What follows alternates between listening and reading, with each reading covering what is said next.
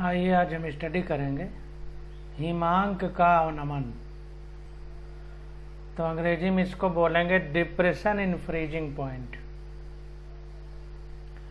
Depression of freezing point, हिमांक का अवनमन। तो देखिए हिमांक का पहले मतलब समझिए।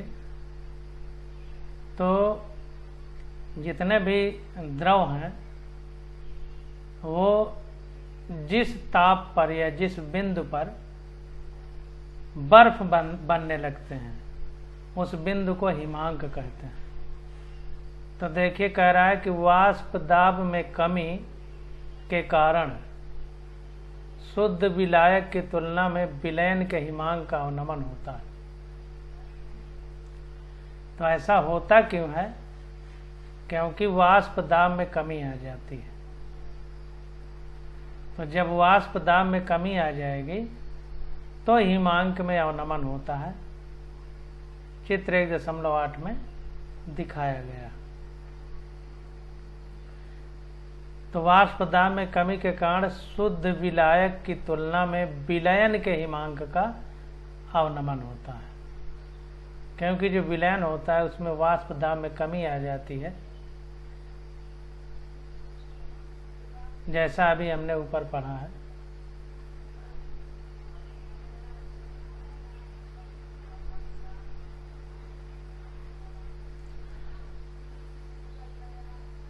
अब देखिए नीचे फिगर बनाया गया है, इसको भी देखेंगे।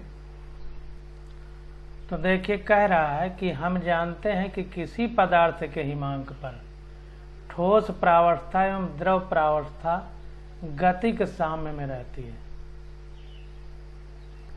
तो अभी हमने आपको बताया कि हिमांक बिंदु का मतलब होता है कि ऐसा बिंदु या ऐसा तापमान जब द्रव ठोस में बदलने लगता है या बर्फ बनने लगती है।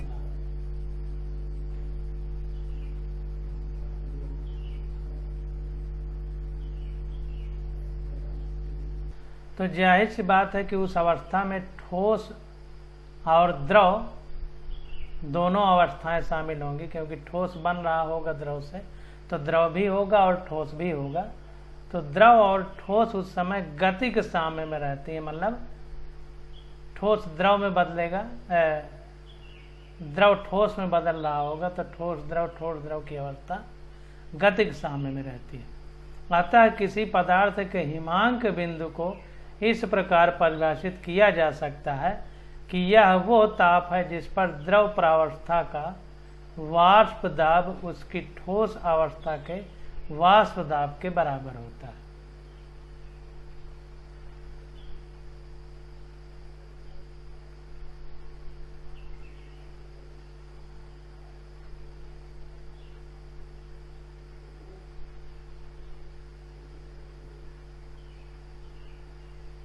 तो देखिए हिमांक बिंदु पर क्या होता है कि ठोस और द्रव गतिक साम्य में होते हैं।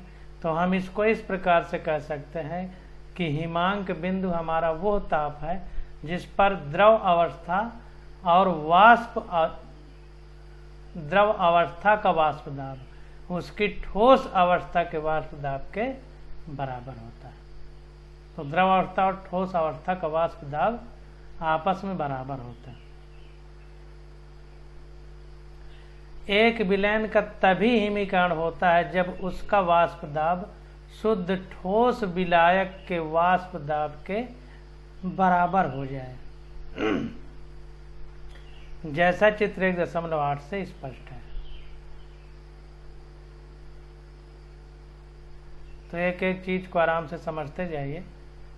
तो फिर से इसको समझिए कि एक विलयन का तभी हिमीकरण होता है, यानी वह हिम बनता है या बर्फ बनता है, जब उसका वाष्प दाब शुद्ध ठोस विलायक के वाष्प दाब के बराबर हो जाए।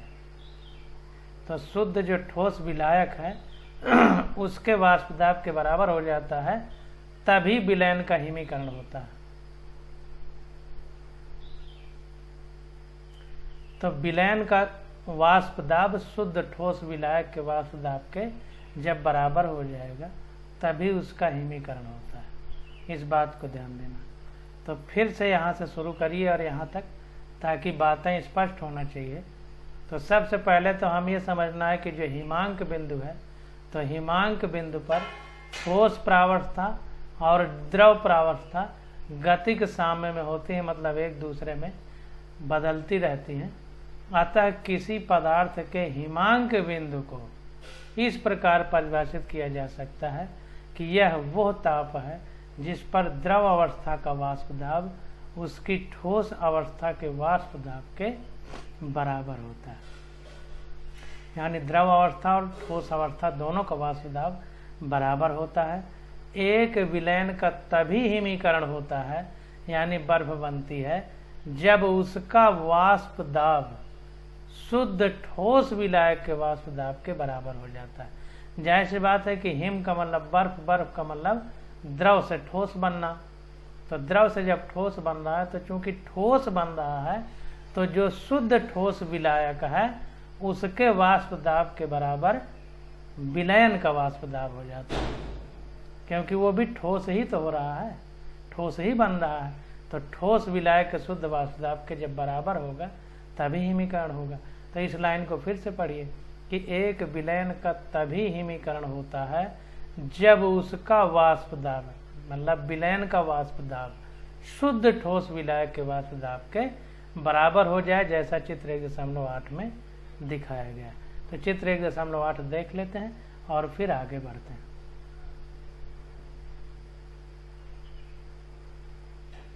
तो यहाँ पर देखिए चित्र 1.8 है, कह रहा विलयन में विलायक के हिमांक का अवनमन डेल्टा TF दर्शाने वाला आरेख।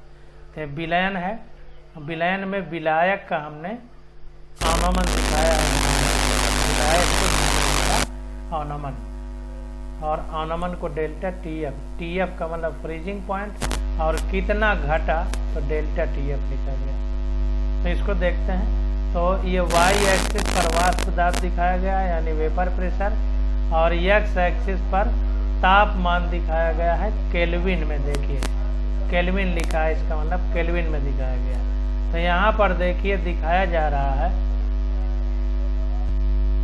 यहाँ पर देखिए T0F है। हमने बोला था कि जो 0 जब लगा होगा तो 0 का मतलब होता है कि शुद्ध अवस्था में। तो जब केवल विलायक है, देखिए यहाँ लिखा है द्रव विलायक, तो द्रव विलायक जब ये शुद्ध अवस्था में था तो इसका फ्रीजिंग पॉइंट यहाँ पर था।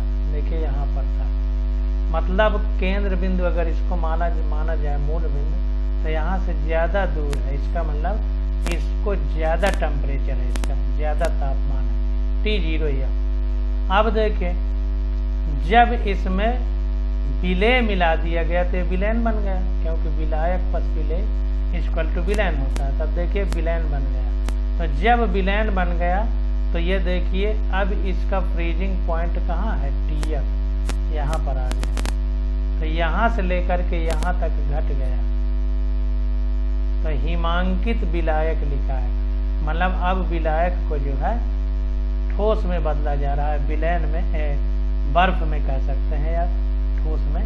तो हिमांकित विलायक लिखा है। और देखिए इस बिंदु से इस बिंदु की तुलना की है, तो इस बिंदु में एक कर्व रेखा बनाई है, वक्र खींचा है, ये द्रव विलायक है और ये विलयन है। तो ये रेखा ऊपर है, ये रेखा नीचे है।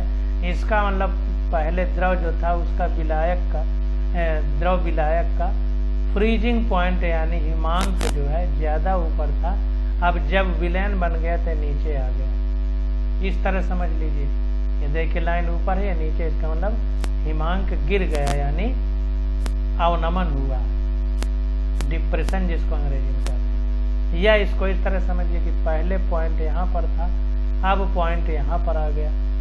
तो पहले TF यहाँ था, यहाँ से दूरी TF ज़्यादा है, इसका मतलब इसका तापमान ज़्यादा है, क्योंकि इस रेखा पर हमने तापमान को व्यक्त किया है। तो इस रेखा पर जितना आगे जाएंगे तो माना जाएगा कि तापमान बढ़ रहा है, जितना पीछे जाएंगे तो माना जाएगा कि तापमान घट रहा है। तो ये देखिए बिंदु पीछे आ गया, विलायक का यहाँ पर बिंदु है, विलयन का यहाँ है, तो इसका मतलब ये पीछे आ गया है जो हिमांक है, इसका मतलब पहले से घट गया। तो हिमांक में अवनमन हुआ, और अवनमन कितना है, जितना पहले था उसमें बाद वाला घटा दिया जाए तो डेल्टा टी एफ आ जाएगा। तो यही देखे यहाँ से यहाँ तक लाइन डॉट डॉट खींचा है कि इतना जो है हिमांक में अवनमन हुआ है। अब देखते हैं, कह रहा है राउट के नियम के अनुसार जब एक अवाष्पशील ठोस विलायक को, राउट के नियम के अनुसार जब एक अवाष्पशील ठोस विलायक में डाला जाता है, जब एक अवाष्पशील ठोस विलायक में डाला जाता है, यहाँ कामा होना चाहिए, एक अवाष्पशील ठोस विलायक में डाला जाता है तो विलायक का वाष्प दाब कम हो जाता है और अब इसका वाष्प दाब ठोस विलायक के वाष्प दाब के बराबर कुछ कम ताप पर होता है, कुछ कम ताप पर होता है, अतः विलायक का हिमांक घट जाता है। कितना बढ़िया पॉइंट लिखा है, इसको आप अंडरलाइन करें। तो कहने का मतलब ये है कि जब अवाष्पशील ठोस किसी विलायक में मिला दिया जाता है, यानी कहने का मतलब विलेय अवाष्पशील है और वो विलायक में जब डाल दिया जाता है तो उसका वाष्प दाब कम होता है, कम हो जाता है और अब इसका वाष्प दाब ठोस विलायक के वाष्प दाब के बराबर कुछ कम ताप पर होता है। अब इसको अगर विलायक के बराबर वाष्प दाब करना है तो कुछ कम ताप पर जो है विलायक के वाष्प दाब के बराबर हो जाता है, अतः विलायक का हिमांक घट जाता है, यानी विलायक अब का हिमांक घट जाता है, यानी कम तापमान पर वो जमने लगे। ये कहने का मतलब, माना कि T0F शुद्ध विलायक का हिमांक बिंदु है और जब उसमें अवाष्पशील विलेय घुला है तब इसका हिमांक बिंदु TF है, अतः हिमांक में कमी T0F माइनस TF के बराबर होगी, ज्यादा में कम को घटाना। तो आ गया डेल्टा TF बराबर T0F माइनस TF, इसे हिमांक का अवनमन कहते हैं।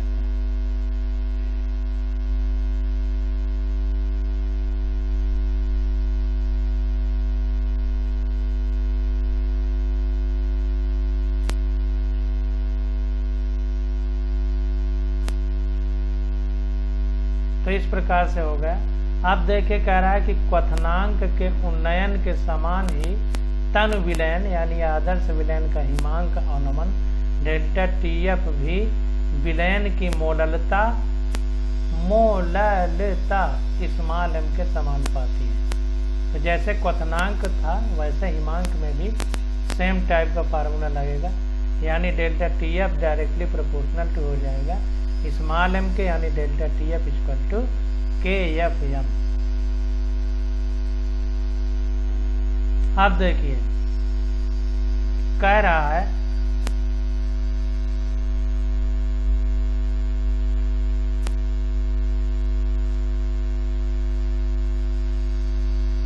कि समानुपाती स्थिरांक KF जो विलायक की प्रकृति पर निर्भर करता है को हिमांक अवनमन स्थिरांक, मोलल अवनमन स्थिरांक या क्रायोस्कोपिक स्थिरांक कहते हैं। देखिए कितने नाम हैं जो प्रकृति पर निर्भर करता है विलायक की।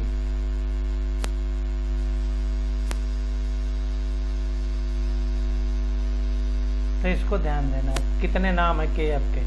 हिमांक अवनमन स्थिरांक कह सकते हैं, मोलल अवनमन स्थिरांक कह सकते हैं या क्रायोस्कोपिक स्थिरांक कह सकते हैं। KF की इकाई किलो जूल प्रति मोल है। ये भी ध्यान रखिए कि KF की जो इकाई है वो किलो जूल प्रति मोल है। कुछ प्रचलित विलायकों के KF मान सारणी 1.3 में दिए गए हैं।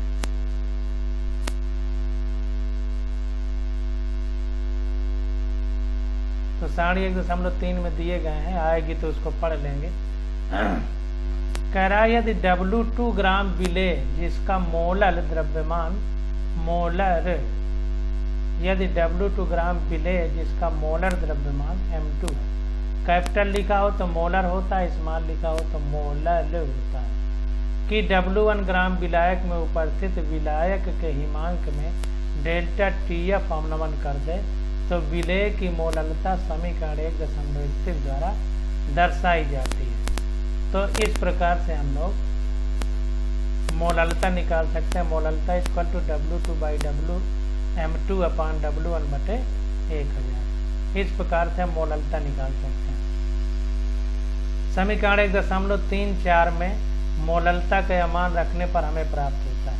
अब इस मान को अगर 1.34 में रख दें तो delta T F equal to K F into delta क्या होता था, यम होता था। Delta T F equal to K F small M यानी मोललता। तो जब इसमें रख देंगे ऊपर वाली वैल्यू का मान इस वाली का, तो के एफ वैसे रहेगा और एम स्मॉल एम की जगह पूरा ये उठा कर रख देंगे। तो ये रख दिया तो आ गया delta T F equal to K F into W two into 1000 upon capital M2 into W1। तो एक capital M2 equal to K F into W2 into 1000 upon delta T F into W1 ये आ जाएगा। तो इस फार्मूले को box में बंद कर लीजिए। उसमें M2 कैसे निकालते थे, यहाँ पे M2 कैसे निकालते हैं, दोनों का फार्मूला हमारे पास आ गया। अतः विलेय का मोलर द्रव्यमान विलेय का मोलर द्रव्यमान निकालने के लिए हमें W1 W2 डेल्टा TF के साथ मोलर अवलंबन स्थिरांक KF का मान भी ज्ञात होना चाहिए। KF एवं KB के मान जो विलायक की प्रकृति पर निर्भर करते हैं निम्न संबंधों से प्राप्त किए जा सकते हैं। तो आप देखते हैं नीचे ये फार्मूला आप लोग याद कर लीजिए। तो KB और KF जो है दोनों जो है विलायक की प्रकृति पर निर्भर करेंगे और उनको कैसे निकालना है ये नीचे बताया गया। तो KF equal to R into M1 into TF square upon 1000 into delta H गलन, यानी जो फ्रीजिंग है, गलन मतलब जो ठोस है वो जब गलने लगे। इंग्लिश में देखिए लिखा हुआ है फ्यूजन, FUS मतलब फ्यूजन और VAP का मतलब वेपराइजेशन।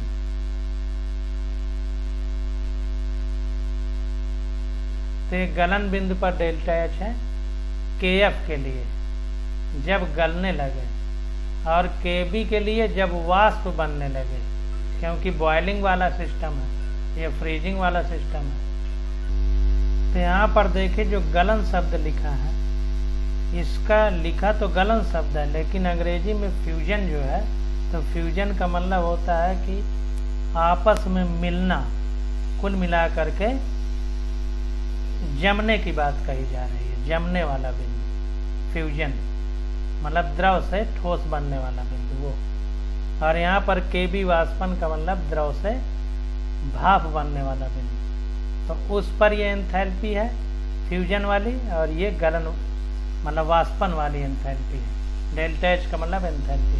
तो KF equal to R into M1 into T square F upon 1000 into delta H fusion, और ये KB इक्वल टू हो जाएगा R into M1 into delta into TB square upon 1000 into delta H vaporisation. तो इस प्रकार से हम लोग KF और KB को भी निकाल सकते हैं।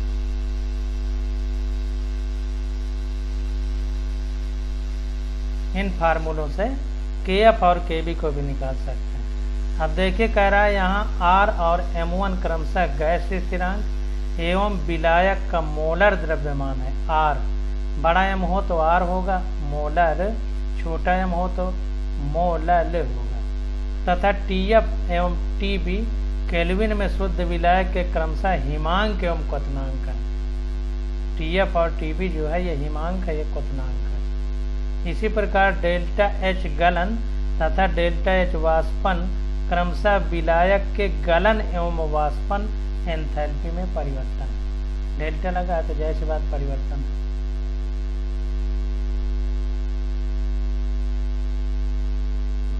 अब देखिए जल, इथेनॉल, इन सब का जो है KF और ये सब वैल्यू दिया है, इनको याद करने का कोई मतलब नहीं।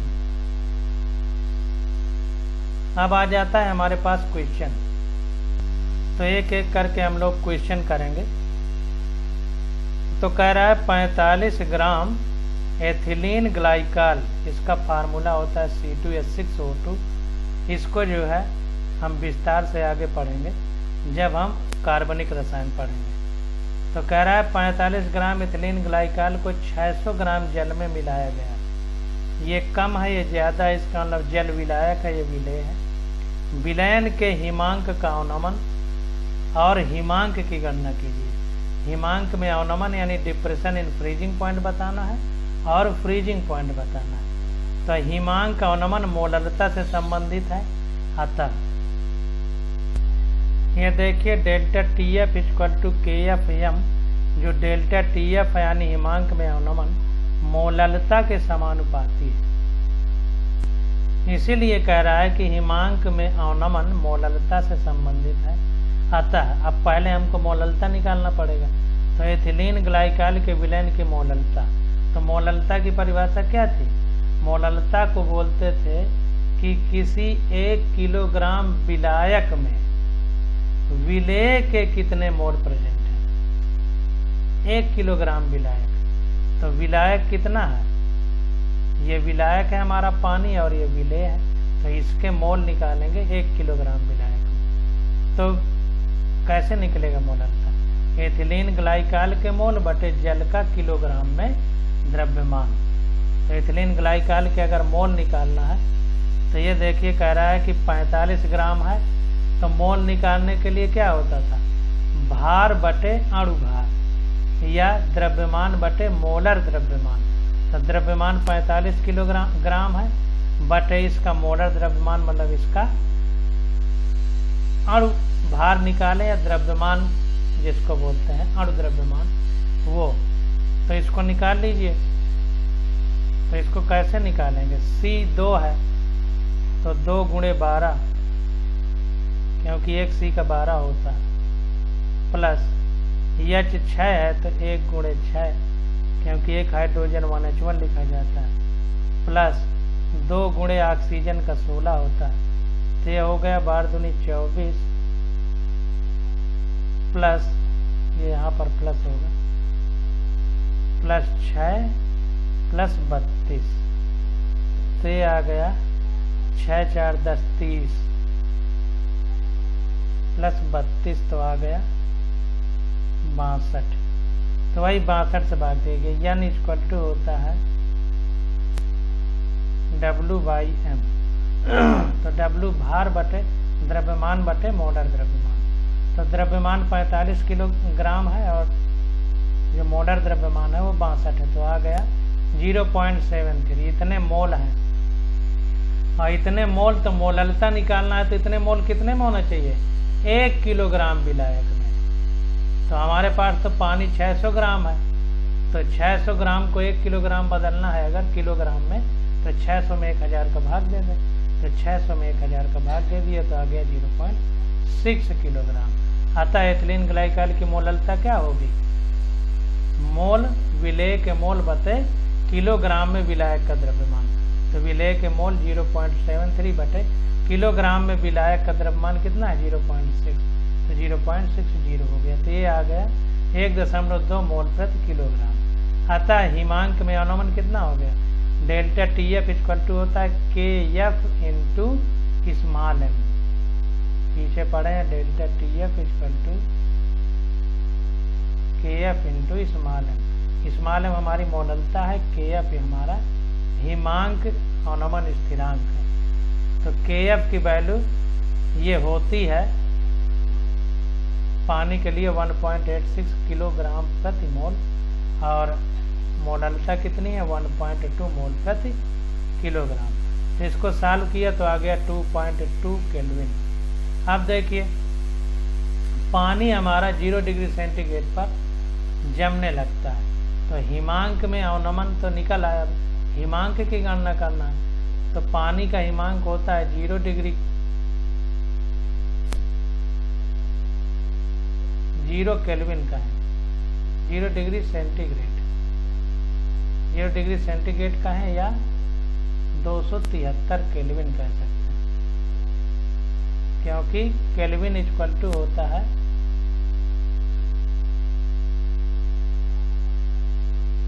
0 डिग्री बराबर होता है 273 केल्विन के। तो 0 डिग्री का है या 273 केल्विन का है? यह पानी का हिमांक है। तो अब हिमांक कितना गिर गया है जब विलयन बन गया एथिलीन ग्लाइकॉल और पानी का? 2.2 केल्विन गिर गया है, तो 273 होता है, अब गिर गया है 2.2, तो अब कितना बचेगा, तो इसमें घटा दें 2.2 केल्विन घटा दिया जाए, यही देखिए घटा दिया गया, तो अब आ गया 270.95 केल्विन। तो जो अब विलयन बनेगा उसका हिमांक कितना होगा, जलीय विलयन का हिमांक 270.95 केल्विन। तो इस प्रकार से हम लोग निकालते हैं। अब अगला क्वेश्चन आ जाता है उदाहरण नंबर 1.10। ये देखिए पानी का KF 1.86 होता है और KB 0.52 होता है।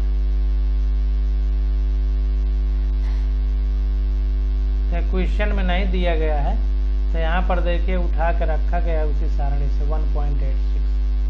तो ध्यान दीजिएगा कि 2-1 जैसे इथेनॉल है और पानी है, 1-2 का याद कर लीजिएगा KF और KB, हो सकता है ना दे रखना पड़े। अब अगला क्वेश्चन है हमारा, कह रहा है एक वैद्युत अनपघट्य मतलब कि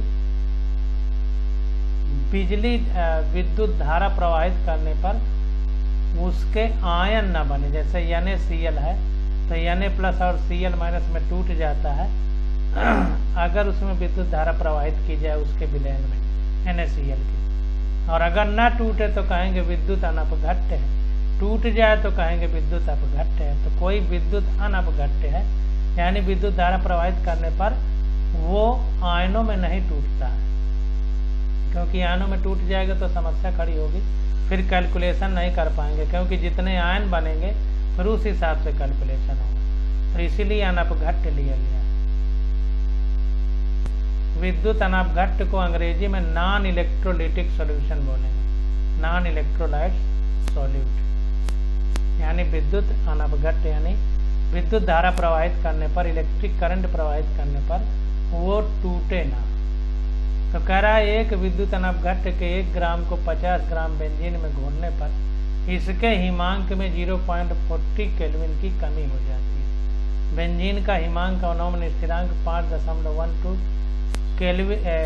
केल्विन किलोग्राम प्रति मोल है। तो विलेय का मोलर द्रव्यमान बताइए, कैपिटल M पूछ रहा है। तो सीधा सीधा फार्मूला है हमारा, उसी फार्मूले पे वैल्यू रख देना है, सीधा आंसर आ जाएगा। तो यहाँ पर देखिए हमने फार्मूला लिख दिया, M2 = KF × W2 × 1000 अपान डेल्टा TF × W1।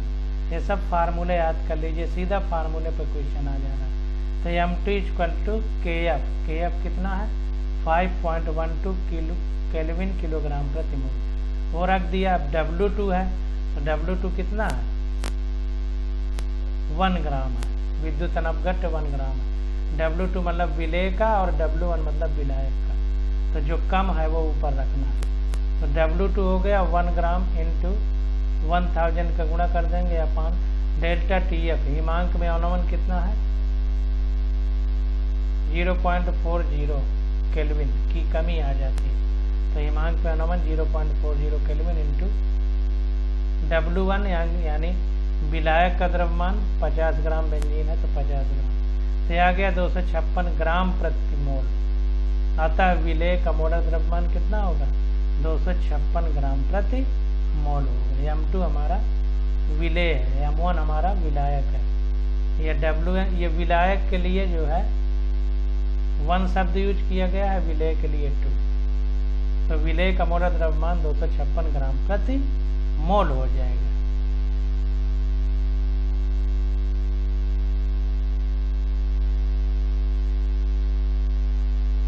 अब आगे देखिए आ जाता है परासरण दाब एवं परासरण